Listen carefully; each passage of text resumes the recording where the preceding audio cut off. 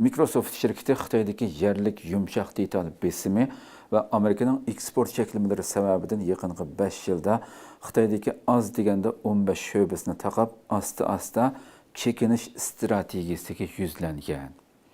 Bilimiz Xitoy bu xabarning tafsiloti nurg'un masalalar tilga olingan.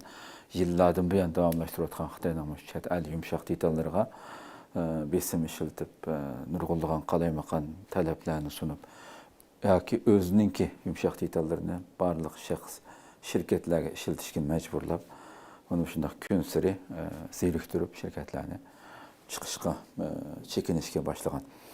Amerikada sotlanayotgan 29 yoshli Xitoy fuqarosi Chen Dongwei Qoral eksportini kontrol qilish qonuniga xiloflik qilish jinoyatini e'tirof qilgan bo'lib, Amerika armiyasi uchun ishlab chiqarilgan harbiy sun'iy hamroh modemlari va radio aloqa uskunalarini setib olishga uringan mazkur Xitoy eng ko'p bo'lganda 20 yillik qamoq jazosiga hukm qilinishi mumkin ekan.